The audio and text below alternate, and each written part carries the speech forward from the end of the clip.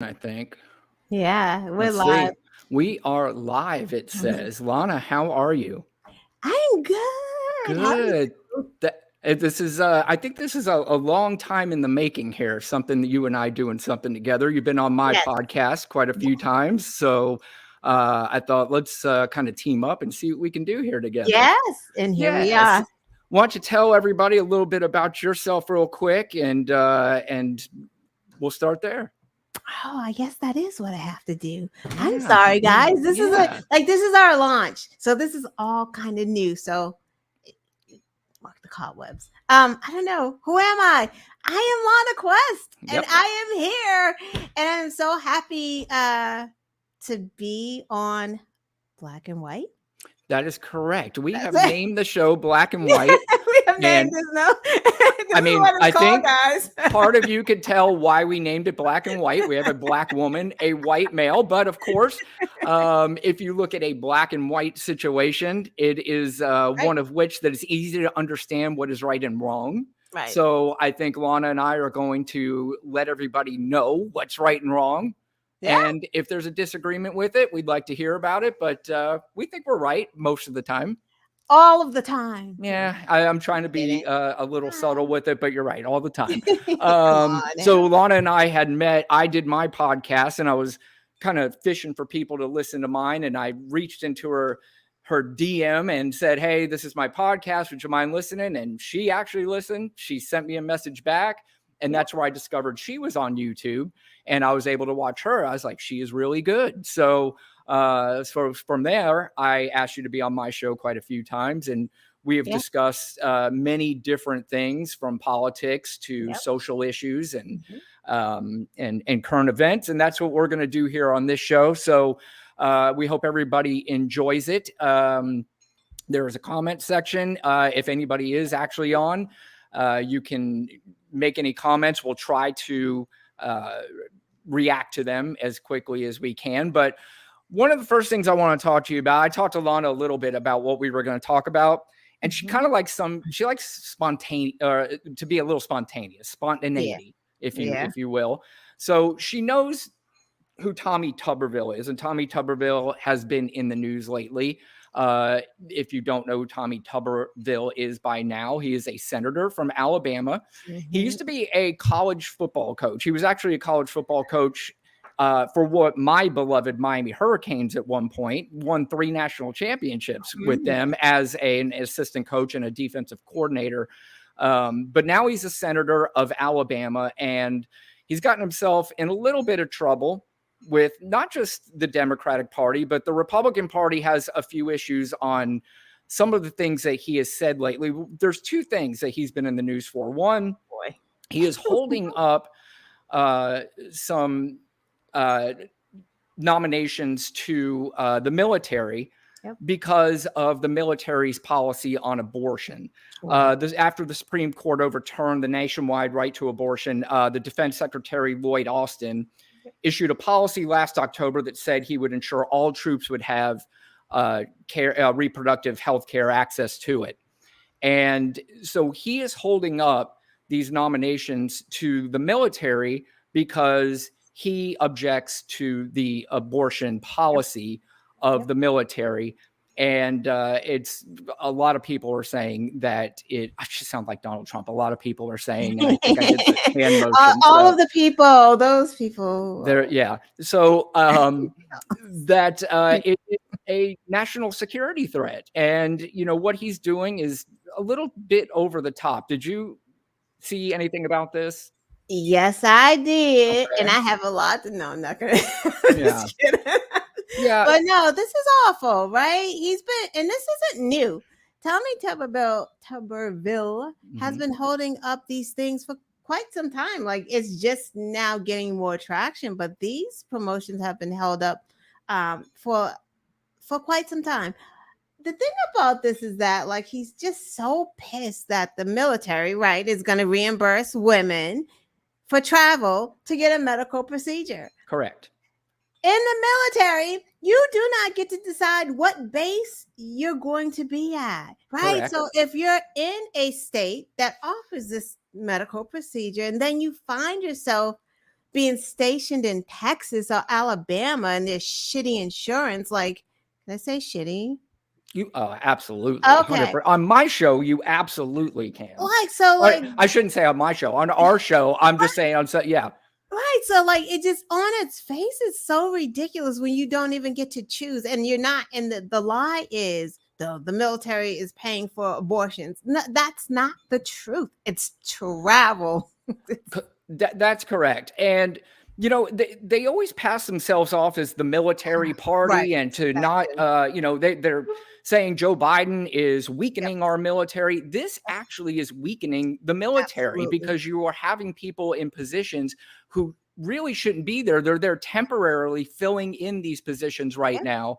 Yeah. And because of this stance, and this one senator who is holding this up because of his stance on abortion, is endangering our military. Right. So now, did you hear his comments about white nationalists? Oh, see, I did, but Okay. I didn't hear it all. I So know. Yeah, I know some of I've got a it. transcript here. I'm trying to learn how to play clips on this thing, and I'm eventually going to learn how to do it. I found one little clip. I'm going to try that later. It might be a disaster, but let me go over. He was on with Caitlin Collins on CNN, and she was asking him about white nationalism. And this is how the interview went. It might take a minute here, but this is the transcript. This is Tommy Tuberville and then Caitlin Collins going back and forth. My guess is you'll be able to figure out which one is Tommy Tuberville and which one is Caitlin Collins. So this is Tommy Tuberville. He says Okay. he's totally against anything to do with racism. But the thing about being a white nationalist is just a cover word for the Democrats now, where they can use it to try to make people mad across the country. Identity politics. I'm totally against that, but I'm for the American people. I'm for the military. We just discussed that. I'm not really sure he is. I'm for Christian conservatives, Democrats, whoever wants to be in the military to fight for this country, to protect this country. That's what it's all about. Caitlin Collins says, but just to be clear, you agree that white nationalists should not be serving in the U.S. military. Is that what you're saying? If people think that a white nationalist is racist, I agree with that. I would agree they shouldn't. But a white nationalist is someone who believes that the white race is superior to other races. Well, that's some people's opinion. And I don't think, I mean a lot. Caitlin Collins interrupts. It's not my opinion. And then she asks, what is his opinion? And he says, my opinion of a white nationalist is somebody wants to call them a white nationalist, to me, is an American. It's an American. Now, if that white nationalist is a racist, I'm not totally against anything that they want to do, because I am 110%. He put it 110% against racism. But I want somebody that's in our military, that's strong, that believes in this country, that's an American, that will fight along with anybody, whether it's man, woman, black, white, red. It doesn't matter. It doesn't make any difference. And so I'm totally against identity politics. I think it's ruining this country. And I think that Democrats ought to be ashamed of how they're doing this, because it's dividing this country and it's making the country weaker every day. Caitlin Collins says, but that's not identity politics. You said a white nationalist is an American. And he says it's identity politics. You said a white nationalist is an American, but a white nationalist is someone who believes horrific things. You don't. Do you really think that someone who should be serving in the military? I'm almost done. He says, well, that's just a name that it's been given. She says, it's not. It's a real. And he says, I mean, listen. She says, it's a real definition. The real concerns about extremism. By the way, the actual definition of white nationalist is one of a group of militant white people who espouse white supremacy and advocate enforced racial segregation. So he goes on to say, so if you're going to do away with most white people in this country out of the military, we've got huge problems. Finally, she says, it's not people who are white, it's white nationalists. And he says, they have a few probably different beliefs. And she says, do you see the distinction? And he says, they have different beliefs. Now, if racism is one of those beliefs, I'm totally against it. I'm totally against racism. And then he says a few more things about the opinion. And that's where Tommy Tuberville stands on white nationalism. He doubled down on it. It wasn't just that interview. He doubled down on it 2 or 3 times when asked about it. Thoughts? I don't even know what my thoughts are. Like, it's what they're doing is insidious, and this isn't, what Tommy Tubbs is saying and doing is not like in a vacuum, and it's not lost on me because there's a bigger picture here.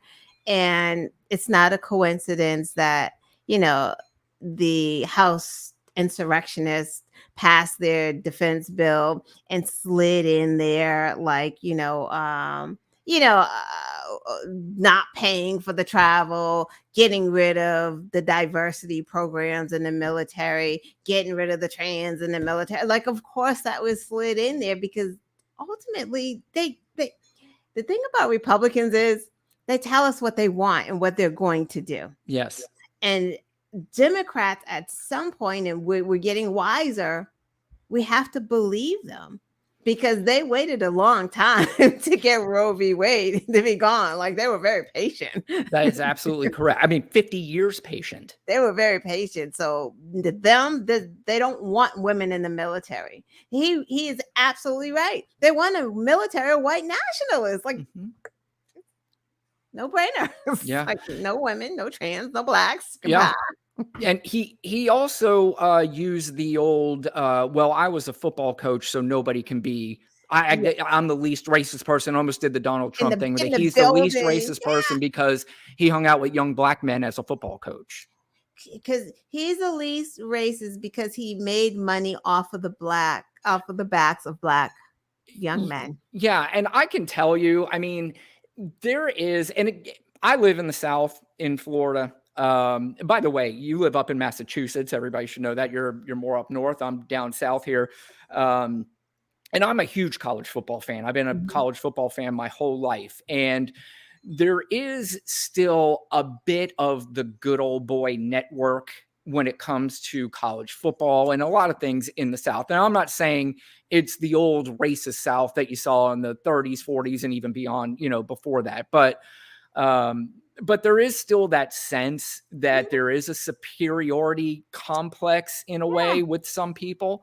Absolutely. And, Tommy Tuberville is obviously filling that mold. It appears as if he's basically telling us that's who he is without really coming out and saying it. And it's not even appearing. Like, Tommy is not a fool. Tommy's from Alabama, right? This isn't like kind of, sort of in the deep South. He's in the deep South. Yeah. Like, they're still Robert E. Lee celebrating that stuff. Like, there's no question. He knows who David Duke is. He's going to play that Donald Trump. I don't know who that guy is. Like, Tommy knows. Tommy knows about cross burnings. Like, he knows what he's talking about. There's no question. As I said, it's another sort of dog whistle thing from the right that we actually see a lot.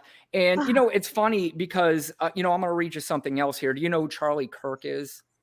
Yeah. Well, I guess he's not an incel, but he reminds me of an incel. I wouldn't be shocked if he wasn't. He's one of these podcasters, and I was going to say, you ever talk to somebody and they say something like, you're not allowed to say that anymore?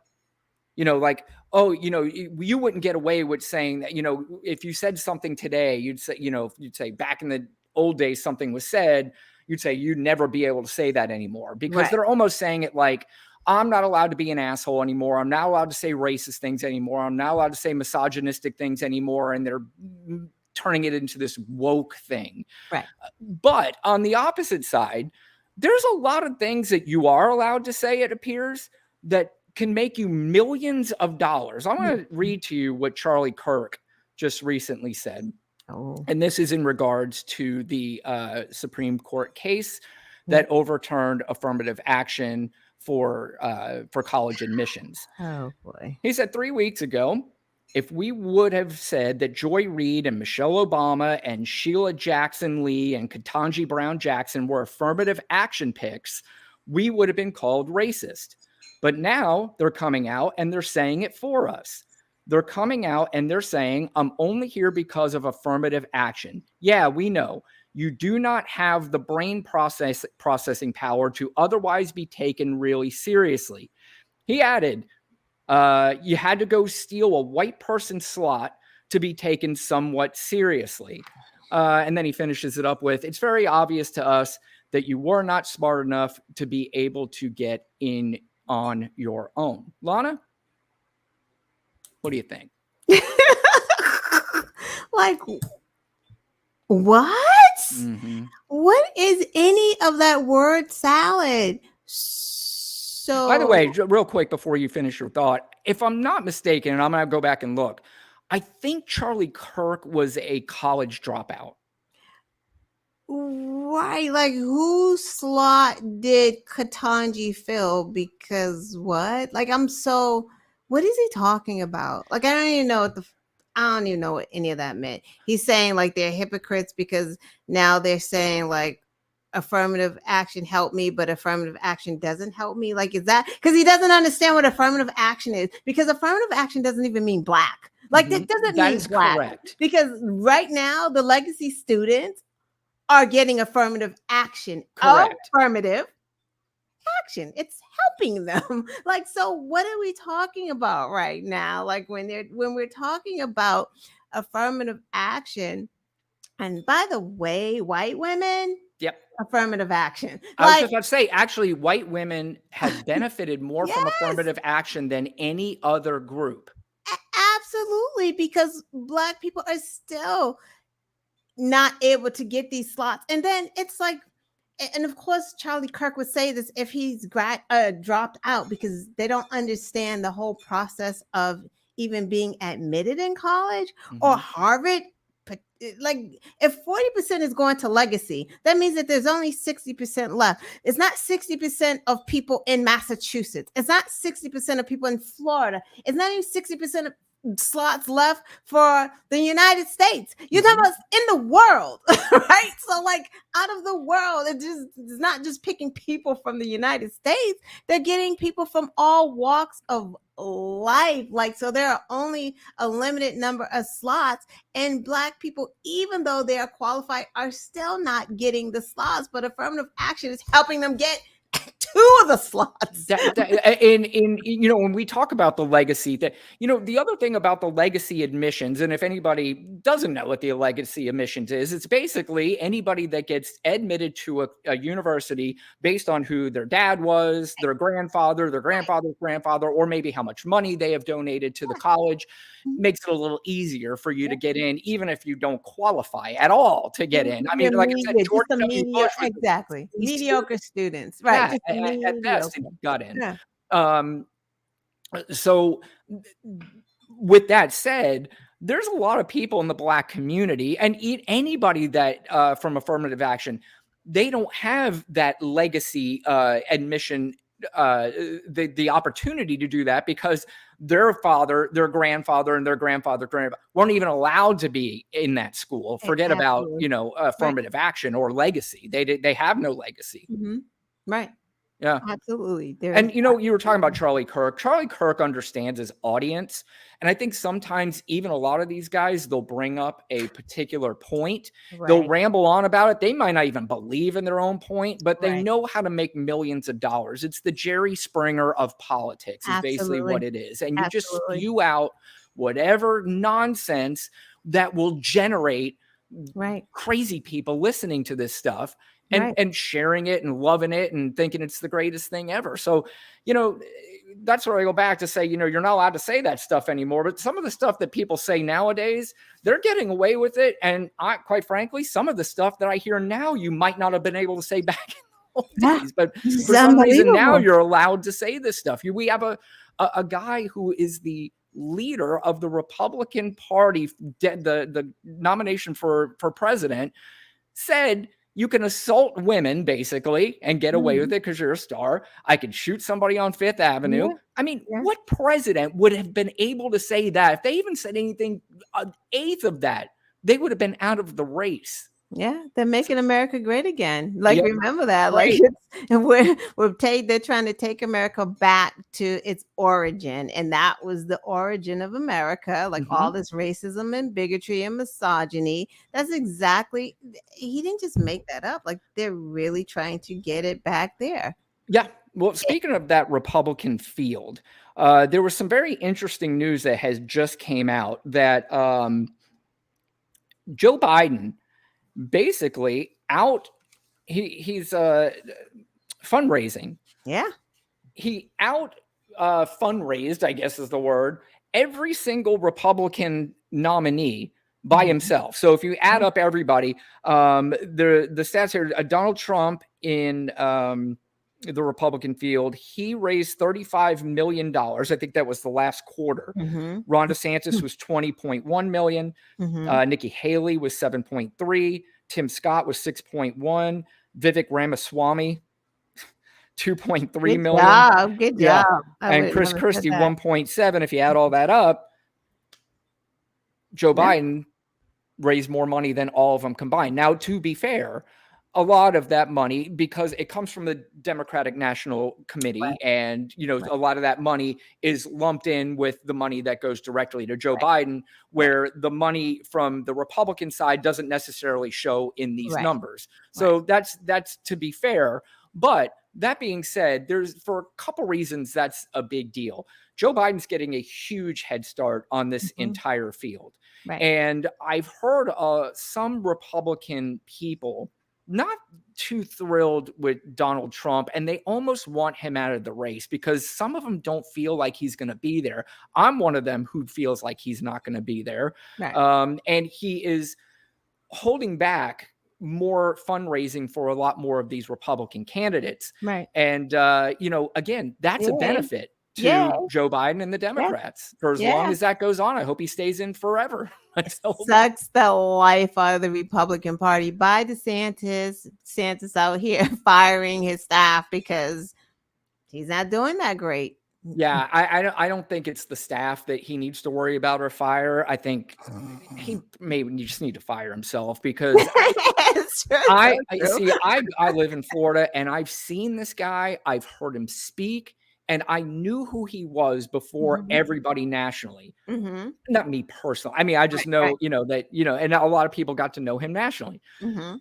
And I was telling people here in Florida, this guy has a 0% chance of winning. They're like, I mean, there are literals, just like Donald Trump, there are DeSantis flags around Yeah. here. There's, people flying the flags. And around Florida at one particular point, he was the king. And some Mhm. people were like, I might like this guy more than Donald Trump. Right. And I said, I'm telling you, he has no chance. He's Mhm. awkward. He's Yeah. weird. Even Yeah. his own staff doesn't particularly care for him. They think he's awkward and weird. And that is proving out even way more than I had Right. even anticipated. Yeah. He and his weird wife. Yeah. Oh, Absolutely. He is she's just a strange one. yeah, they just are, and it's just so weird. He doesn't even know where he wants to stand. He's like right of Donald Trump, and how can he be right of Donald Trump? It's like carve out your own path. You would have done better. Not that I care about Ron Yeah. DeSantis. I'm glad that he's just getting pummeled because he's an asshole. Yeah. He He's really is. awful. And again, as I've said before, a lot of these guys and women, there's still a shot for all of them because we've seen a million times presidential candidates run and you thought they had no chance. Joe Biden is a perfect example of that. Right. There was a point where you thought he had no chance and he went to South Carolina Right. and that totally turned everything around. Right. John McCain was another one. Bill Clinton. There's Right. plenty of them that turned their campaigns around and wound up becoming the nominee. Right. Could that happen for DeSantis? Maybe. I just don't see it because I don't think he resonates with people. He doesn't resonate. And even if Donald Trump got 2 more indictments, Donald is not going anywhere. He's He's not not. going anywhere until he goes in handcuffs. Like he's just not going to go. It's going to be like the Bernie Sanders. Like he'll hold on until the last minute and then he'll burn down everything as he goes. He's not going to let DeSantis do that. He's just not going to. You saw, was that the whatever they just had? Was that a rally or whatever? No, it was some Yeah. type of They had a convention. event. Yeah, Yeah. booing One of those. everybody, Yeah. booing everyone. Yep. Everyone got booed. So that is an indication that if it's not Trump for them, Yeah. they're not going to come out. Yeah. I mean, it's certainly the MAGA party. Yeah.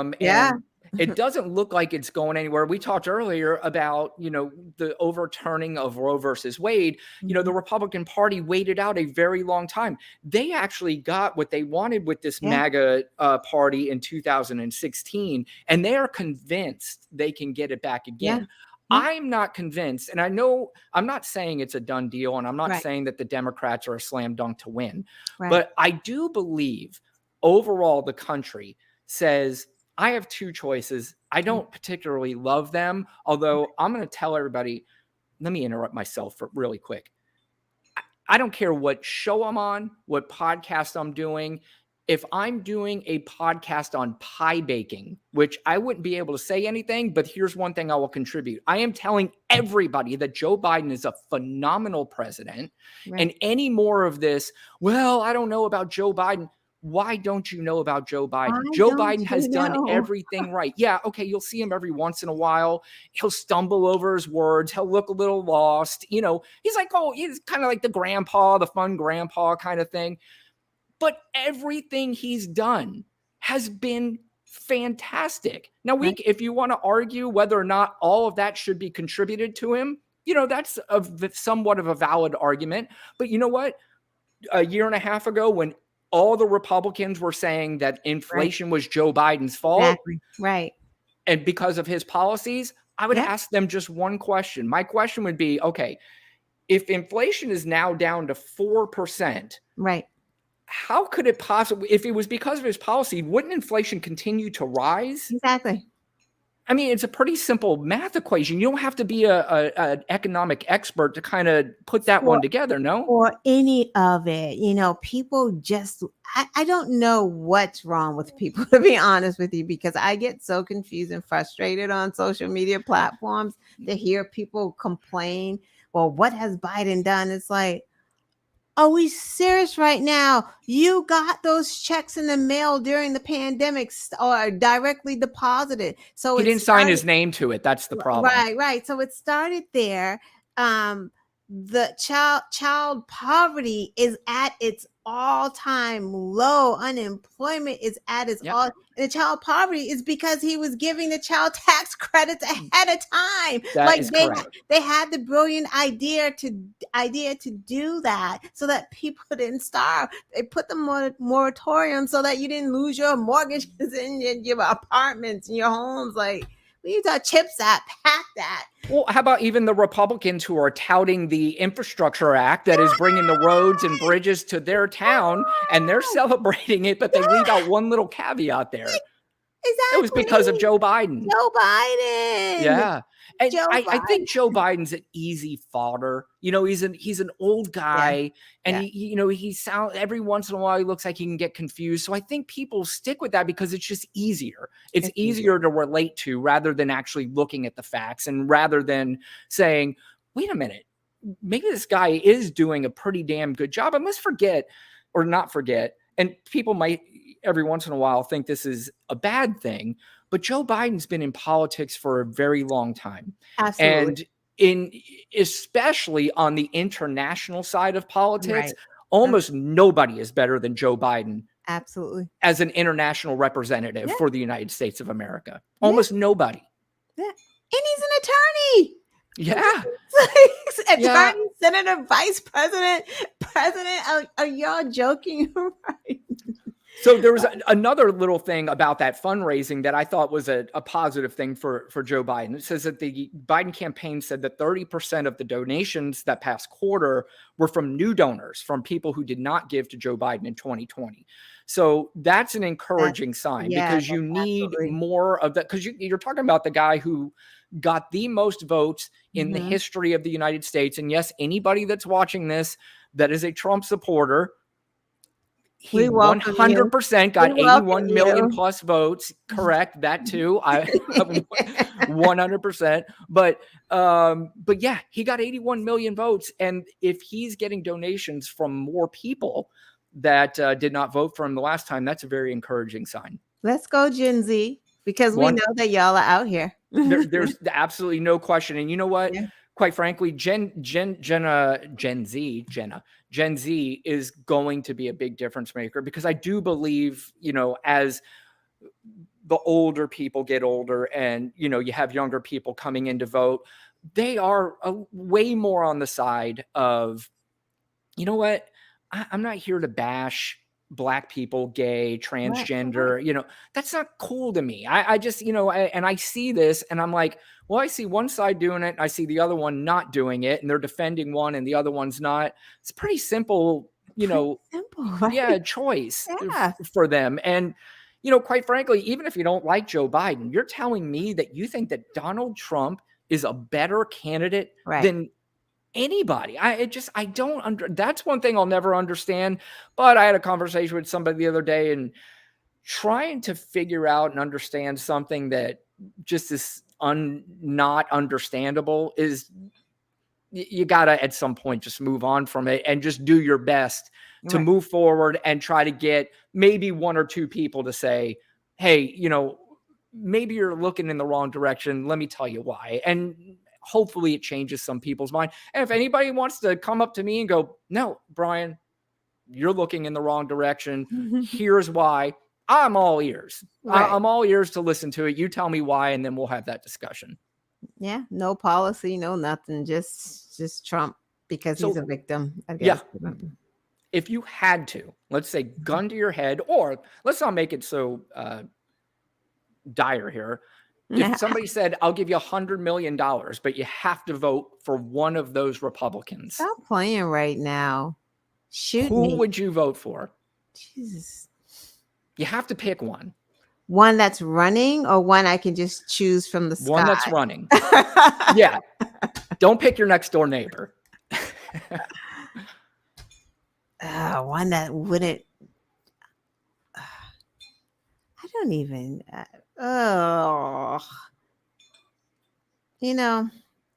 It would be Chris. I think Chris Christie or Nikki Haley. Yeah, that's the right answer. We were talking earlier about what's right and wrong, and again, you got it right. We said everything that we say is going to be right. That's the right answer. Is Chris Christie, and Chris Christie is a C- at best, candidate. But sense, like the one thing about him, at least, he is not part of. Well, now he's not part of the MAGA movement. I think he sees an opening. So again, just like a Charlie Kirk, they'll make they'll kind of fit their whatever fits the narrative at the time that may or may not help them. No, it would be Chris Christie. I don't hate hearing Chris Christie bash Donald Trump. No, I low-key love it, but I hate when he throws in the lies about Democrats, right? Like, he'll bash Trump and then he'll be like, and look at the economy. Joe Biden is messing up the economy. It's all going to trash. And in New Jersey, they're having abortions at any month. Like, no, they're not. Chris. You're right. I don't like hearing, because first of all, I don't like hearing any Republicans talk, because it's all Democratic bashing. But in fairness, if he's going to go down the road of I'm the anti-Trump candidate, he still has to appeal to somebody that's going to vote for him. And he's got to make that message that I'm going to throw out the fake facts about Joe Biden's inflation and gas prices and all that stuff. And so that way you still see I'm one of you. But I'm not down with this Donald Trump stuff. And let me tell you why it's a bad idea to put him back in office. Right. So we both agree on Chris Christie. Agreed. All right. There's another thing that just came out. Very interesting. Did you see the top 10 worst states to live in? I don't need to see it. I go on and say it, because I could just guess. Do you want to guess a couple of the states? Do you want to try? The top 10 worst states to live in? Yep. Now, okay, before you do that. Oh, because I was about to go. I'm going to tell you. Okay. It's from a CNBC study. Okay. They found the 10 worst states to live in. Now there is 10 different factors that they added into this equation to come up with. They didn't just pick 10 states. Okay. They came up with an equation. There's 10 of them. I'm going to tell you the 10 equations that they came up with to come up with this final number. Okay. So, and by the way, I'm doing this in order in the way it was weighted. So, you know, number 1, it was weighted the highest to number 10 being the lowest. Okay. Number 1 is workforce. Okay. Yep. Number 2 is infrastructure. Okay. Number 3 is the economy. Number 4 is life, health, and inclusion. No, you'd be surprised how many times the inclusion part was one of the worst factors on these top 10 states. Cost of doing business, technology and innovation, business friendliness, education's number 8. Tells me that needs to move up the list. Access to capital and cost of living. Now, they also use data from every state's primary economic development arm and from the most recent annual comprehensive financial report, the ACFR, issued in every state. So again, this was a pretty detailed list and how they came up with these particular states. So, Lana, this is our first game. Yeah, I love games. Name the top 10 worst states to live in. Okay, I'm going to go with Mississippi. Let's see. Mississippi is not on the list. Get the hell out of here. Okay. Wow. And I don't know how. All right, you get 3 strikes. I know they have the highest teen birth rate, so I don't even know. They barely have indoor plumbing. So. Maybe, you know what? They're probably 11. Oh, okay. Yeah, that's probably what it is. That's right. You're right. Okay. Louisiana. Louisiana is number 3. Okay. Alabama. Alabama comes in at number 4, and they are tied. Okay. Louisiana, Alabama. Kentucky. Kentucky is not on the list. That's strike number 2. It's got to be down there in 14 or something. It's 12, yeah. Hold on.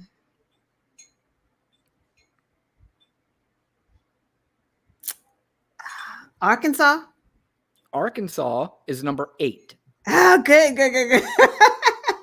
Arkansas.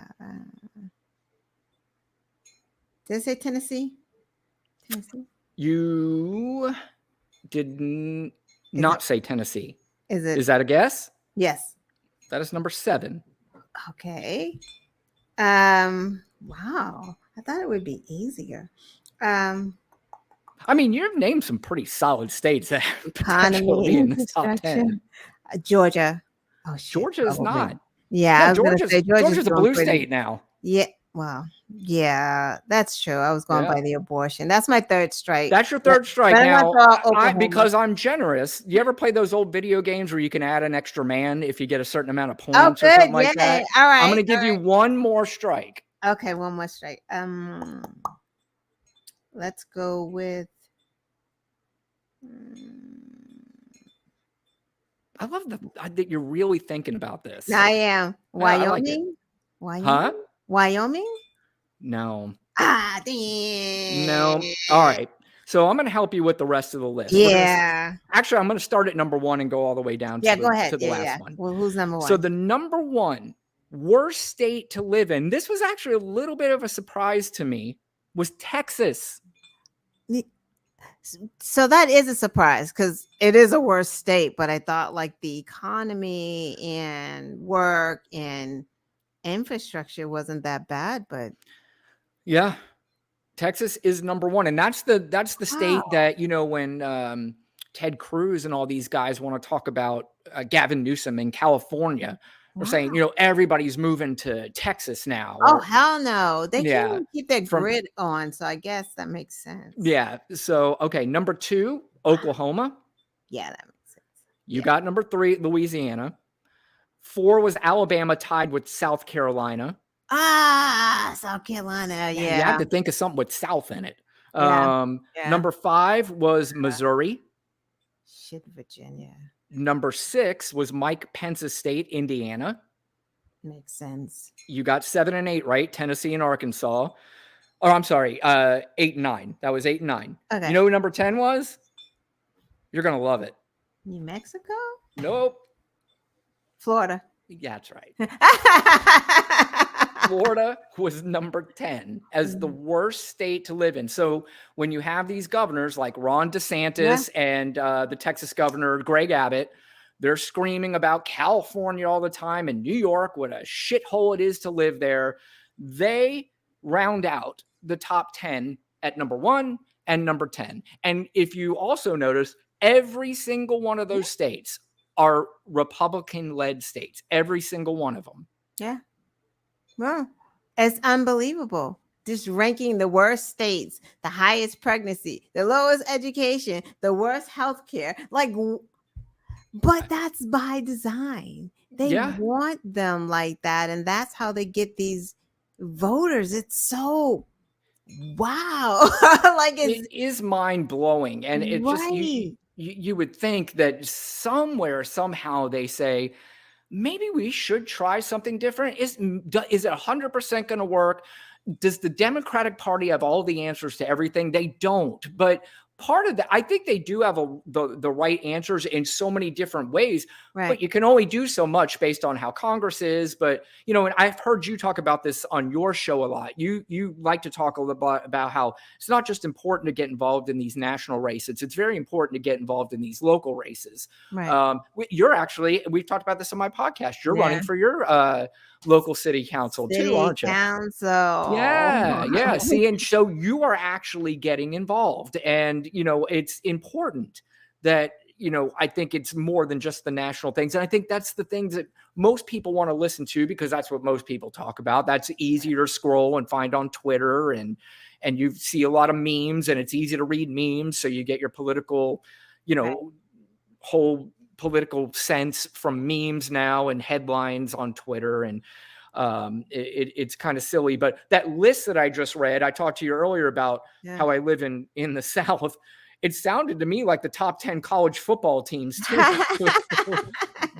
the way I read that list. So they'd have something to be proud of there at least. But wow. Are you on Threads? Did you move over to Threads? So I have an account over there, but it's slow. I mean, obviously. I mean, are you of the mindset? But first of all, I want to make sure I got it right this time. You have 50,500 followers on Twitter. I know, I do. Yeah. And that's one thing you need to teach me how to get that, because I battled to 3,000, got them pretty quick, and now it's stagnant. But Twitter sucks now, and that's part of why I bring this up, because I'm not a fan of Mark Zuckerberg, but if he can just beat the hell out of Elon Musk, and quite frankly, I mean figuratively, I don't mean literally, because if they actually did fight like they're talking about, I have zero interest in watching that nonsense. Right. But just to see Elon Musk suffer would be just fantastic for me. Yeah. I don't know. I just think rich people problems. I just think that a lot of the drama is ginned up for our benefit. I don't know. To me, because Elon knew that Zuckerberg was gonna drop Threads. Mm-hmm. That's why they started hey, let's get in the ring and do this fight. That was them ginning this up. Yeah. That's what rich people do. And then we're all caught in the middle. That's just how I feel. I don't trust Zuckerberg as much as I don't trust Elon, because Facebook was a mess. So who the hell is trusting Zuckerberg to I don't none of it. And I agree. Yeah, I agree with what you're saying. The only thing I would say is I don't think that this is something that was set up or anything by the two of them, because I don't think Elon Musk is happy about this at all. He spent $44 billion to buy this company that's worth $13 billion now. I mean, be worth that much. That is true. And that's a major loss. And a lot of the money that he used was basically borrowed money. It's not, money that he just reached in his bank account and said, here's 44 billion. So I don't care who you are. You don't, if you're a billionaire, you don't want to lose $1 billion, much less tens of billions. Yeah, I don't know. I'm not a fan. Maybe it'll get better. I'm not a fan of talking into the void. Like, I don't like that. I don't like to talk to a whole bunch of people who are like-minded. I don't see the purpose of that. That's why, like, Post, Tribal, all the rest of them, it's like, I don't like it here because I'm talking to people who agree. Like, that's just not the purpose. It's good to spar with a MAGA every now and again or whatever. Those things are good. Maybe you'll cut through some stuff, maybe you won't, who cares? But it's better than talking to like-minded individuals. Like, who am I telling to vote? People who already are going to vote. Like, who am I talking to right now? Like, that doesn't make any sense to me. That is an excellent point. But I think the only unfortunate thing is something like Twitter or Threads or anything like that is it's hard to get a point across to somebody in a genuine way because it's so toxic on there that, every once in a while you might be able to reach somebody, and maybe if you can reach 1, 2, 3 people, it is a benefit, but it's just so toxic that people are almost going in there with their guard up, looking for a fight, I love it. On these websites. Okay. Well, I did. Listen, I'm all for that. I'm all for that. But like you said too, part of it is we do want to change some minds. I mean, I really do. I want to do everything I can to change some minds. And again, if somebody can change my mind on it, I welcome you. But I've yet to have a cogent, intelligent response or conversation with somebody that tells me that Joe Biden really didn't get 81 million votes, that Hillary Clinton has people murdered. I can't have those conversations. We got our first comment here. DJ just asking, Elon sucks more than Mark. And that's basically what I was saying. I agree. I mean, it's just one of those things that he does. If you have to pick the lesser two, you remember the game we played earlier about picking I'm not picking Threads. I'm just, my politicians are on Twitter. Yeah, that's where I'm going to be. So you're staying with Twitter. Yeah, they need our help. Like, Nancy Pelosi's being attacked. We're just all going to Threads. Like, that doesn't make any sense to me. We need to stay on, and we need to keep their messages going. Threads, there's no you can't you can't get rid of the app. Correct. You can only deactivate it. Now I got crazy people trying to get on my Instagram because now they know your Instagram name. So they start, mine is locked. So they're requesting a follow because they see you on Threads. So I don't like that connection with Instagram. Yeah. You can't DM anyone. You can't set up groups there. Like, I don't. And you also can't. You can't. I can't go on my laptop and pull it up. Yeah, so I don't like, you have to, I don't know what you're paying extra for. The check mark, newsflash, is more than Twitter. So the check mark on Threads is $14.99. I didn't even know there was a check mark on Threads. Yeah, you can pay for a check mark on Threads. That costs more than the one on Twitter. I don't even know what it entails. I have no idea. I just know that you can only, again, when I try to copy and paste what I did on Twitter onto Threads, I find myself having to change the words and make it smaller because of the characters. There's too many characters. Yeah. So that whole thing, I do it. Well, first of all, you've already built a following on Twitter, so there'd be no reason for you to leave. That's number one. Yeah. What I was saying earlier, I don't plan on leaving Twitter at all because I think you're right. We have to stay on there and maybe straighten out a few things here or there, or fight to the end. Yeah, but you will also be on Threads as well, and just be there and see how it grows, and then go from there. But you're right, in a way, altogether, it's kind of gross and disgusting, the whole thing, because we are in the middle of billionaires just basically looking down at us and going, look at these clowns arguing with each other. Yeah. And what I don't like on Threads, I'll go on and I'm like, it's like you can't really control what you're seeing. So I'm seeing people bake cupcakes. I'm seeing just these strange, I don't know, things that I don't care about. It's you don't have 50,000 followers on Threads too, do you? No. Okay, I was gonna say that would drive me nuts. I was No like, all right, way. then I'm definitely doing something wrong. No, that is impossible. Like I just got on like I have like 182 and I didn't even have a lot of people on. See, people who have a lot on Threads, well, obviously if you're like a journalist or somebody, I'm nobody. But I think if you have a lot of followers on Instagram, if they follow you over to Threads because they're getting the invite, then you'll have, thousands of followers. Sure. But I didn't have a lot on Instagram because those things were private. Facebook and Instagram I use for, your friends Correct. and Yeah. school and family. So I don't. Yeah, you're definitely interacting a different way in Facebook than you are the other ones for Twitter, sure. right? Yeah. You're like, fuck off of my time. Right. Oh yeah. Some of the things I'll say on Twitter, I won't necessarily say on Facebook.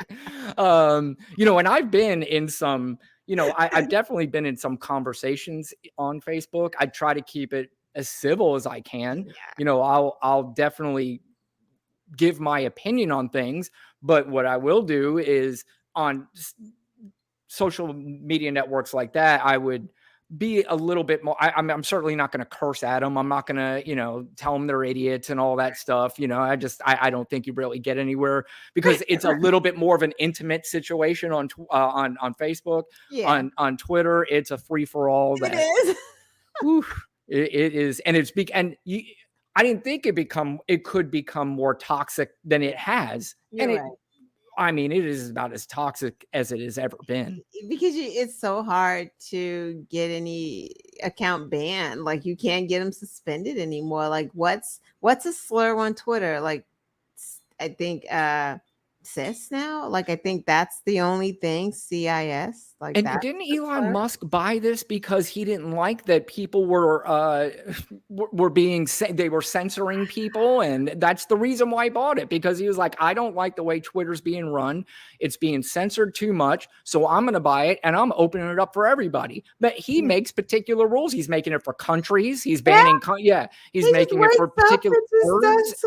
Whatever. Right? It's just like what he runs Twitter like Trump ran the presidency. It's just like this is my document. 100%. There's no or like Trump runs his own business. Right.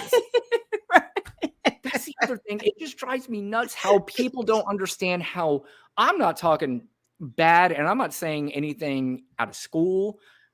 Donald Trump was a horrific businessman. Horrific. I wish people would just look at the lineage of everything that he's done in business. Yeah. The best business move Donald Trump made was collecting money when his dad died. That's the best business move he ever made. Other than that, he has been awful. Just bankruptcy after bankruptcy. Where's the hotel in DC he had? It's funny that because you talk about he ran Twitter the way Donald Trump ran the presidency or his business. I always go back to this. Donald Trump built the Taj Mahal casino in New Jersey. I actually went to it when it was a big deal when it opened. And it came out later that he was so intent on getting this thing done. He didn't have the funding. So nobody would give him a loan because they knew that he wouldn't pay back his loans. Mm-hmm. So the only way he could build this Taj Mahal casino was to take out these junk bonds that had like 13-14% interest rates. And some guy wrote a story. It was some business magazine or economic magazine wrote a story, an article saying basically that he will do well in the very beginning, but there's a 0% chance he'll be able to sustain this.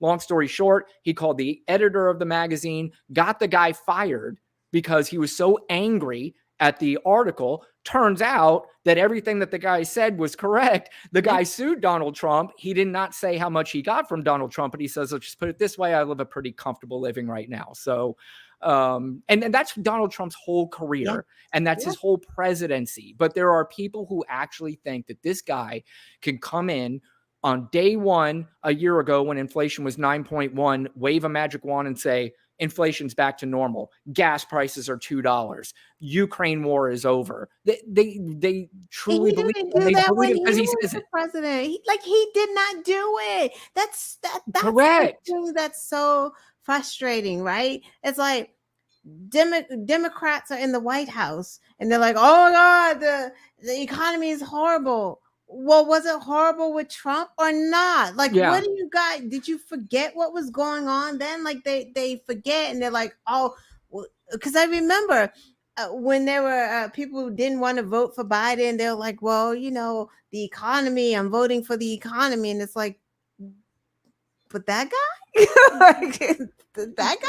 Well, it also drives me nuts when they keep talking about voting for Republicans over Democrats for the economy. For the When if you look economy. historically, Democrats are better for the economy than Republicans have been. But you know why they vote for them? Because they have ingrained in people's heads Right. that they're the fiscally conservative party, and they spend way more money than Obama did, than Clinton. Actually, Clinton left office with a surplus. We had money in the bank when he left office, the only president ever.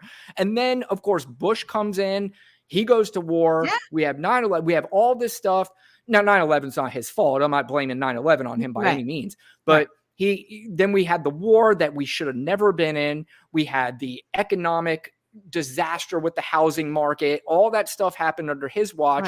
He left office. Obama had to take over a mess. Then Trump comes in, takes over. The economy for the first couple of years was good under Donald Trump, but it wasn't because of Donald Trump. It was because he did nothing and he just let everything go. And all he was doing was in his little canoe going down the nice, calm waters and didn't put his paddle in it. Someone else created. That's all he did. So, you know what? If you want to give kudos to Donald Trump for doing nothing, but then, of course, he added to the debt on the only bill that he really passed, which was the tax cut for the millionaires and billionaires, and try to pass it off to his voters as, oh, they're going to be so mad at me for doing this. And just like, what are you talking about? His voters are like, I don't like calling people dumb, but like, no, this case is fine. They just really dumb. Like, this is really bad. And sometimes you feel bad for them, and sometimes you're just like, okay, you got to get out the bubble, but they never will. Like, they just won't. And that's the sad part, because they really are hurting themselves. Like, I can't imagine someone getting so upset that Biden wants loans forgiven. It's like, you're not even mad about the loans forgiven. You're mad that Biden is doing it. If that is Trump absolutely correct. Doing it, you would be for it. Like, that's what doesn't make the sense. Yeah, I 100% agree with that. And, I would say in fairness, but I do believe that if Donald Trump said, you know what, we're going to forgive student loans, I really don't think Democrats would come out and go, no, that's garbage. I can't believe you're doing that to make it. I really think they'd say, well, thank you. Finally, that you're doing something that we all think is a great idea. Absolutely. We would probably argue the amount. AOC would want that's exactly what would happen. That's exactly right. Forgiven in the future, right? Like her and Bernie Sanders. But like, no question. Yeah, they would make sure that college is covered for the next 100 years for everybody. Yeah. So that's exactly right. And I agree with you. So we're coming towards the end of our very first show. What did you think? Did we do okay? We did good. Yeah. I liked it. All right. So I'm going to be good. Like, yeah, I think so too. So I'm going to attempt something here. I don't know if it's going to work. All right. Okay. But there is a new ad to leave the show that I want to show everybody if you have not seen it. It's a pretty racy ad. So if there's kids in the room, get them out. But it's a racy ad, but it is pretty darn good. And let's see if we can actually play this here. All right, hold on. Don't laugh at me, Lana. Oh, can you see that? Oh, yeah. Can you see it? Starting off pretty good. DA's in the chat. He's seeing it too. This is his favorite ad. All right, here we go. Do you have a condom? No! Sorry, you can't use those. What are you talking about? Who are you? I'm your Republican congressman. Now that we're in charge, we're banning birth control. This is our decision, not yours. Get out of our bedroom. I won the last election. I'm not going anywhere. I'm just going to watch and make sure you don't do anything illegal. Fantastic. What'd you think? I think they told us, like, this is a great ad, because they've been telling us they want to be in our bedrooms. They've been and in the doctors. Yeah. Remember what's his face? Dr. Oz? Yeah. Made that slip up and said he thinks lawmakers should be in the doctor's office. Yeah. There you go, in the bedrooms. It- Yeah. it's a great ad. It's a And great ad. before we go, I want to give myself a lot of kudos because I didn't think that I was going to be able to You pull that did off. it. Look You at that. did. Yes, you did. God. See, now you're gonna be a pro for the next time. Oh, You're gonna wait have until you see what I can come up with. Now that I learned that, oh, it's on now. It is on. So, all right. So we are going to wrap up this show, Lana. As always, I love talking to you, and Yes. actually, I get to see you. Usually it's on a podcast where it's just audio, but Yeah. we get to see each other here, and I appreciate you being on with me. Me too. We were doing the kickoff show on Monday. Can you and I have a little podcast meeting right here? We'll do it live. Yeah, let's go. I kind of would. What do you think? Monday, Tuesday, or Wednesday? What works best for you? What night? Tuesday. Wednesday. I mean, kind of don't want to do Wednesday if I'm doing show Thursday. I You think don't that want to do it Wednesday. Yeah, because I have Okay. my show Thursday. I think that would be 2 back to back. So we're narrowing it down. We got it down to Monday Tuesday. or Tuesday. Yeah, Monday. What do you Tuesday. think? Tuesday? Which is good for you? Like, what do you? I don't Monday or Tuesday. Neither that it doesn't matter. Which one is better for you? Let's do Tuesdays. Okay. Okay. So we'll do Tuesdays it now. at 8? From now on, every Tuesday. I know I couldn't do it this Tuesday or Wednesday, and I know you got your show Thursday. So that's why we decided to do it tonight. But for now on, anybody that is checking in live, we will be live every Tuesday night at 8 o'clock. I also want to let everybody know that you can find Lana Quest on YouTube. Look up the Quest Show. Yeah. Yep. On YouTube, and you will find her there. She does her own show. She does interviews. She does a podcast by herself, which to me is, I don't know how she does it. I'll sit there and I would look right into that camera and start talking in the microphone, and half the things I'd say, I'm like, damn it, I don't know. And then start over. No, you wouldn't. And you know something? Sometimes I write stuff down just to be proficient, and then I Yes. never look at it. Yeah. Or I can't see it, or I can't read the scribble, or like, because when you're talking to people, you're talking and you're looking, and it's weird to start looking down as Yes. you're talking. So you don't have a that's what- teleprompter up there. So that's Yeah, I had all these, and you're right. It is kind of weird. It's kind of like, I don't know if you know, on Saturday Night Live, all the actors on there, the way they get their lines, and they've been doing this from the very beginning, is all on cue cards. So they're not ever looking at the camera. They're not even looking at the actor. They're just looking at these cue cards, reading it off. And that's how I feel with this. right. But at least they're placed at where they are looking that, and they're not looking down. For, Right. I don't know. Yeah. All right. Well, I love the show tonight. I think it was great talking to you. And we will see you guys hopefully on Tuesday at 8 o'clock next week. We will send out reminders, and then we'll go from there. Yes, All right. sounds good. Love it. All right. Yay. Bye, Thank everybody. you. Bye, guys. Bye-bye. Bye.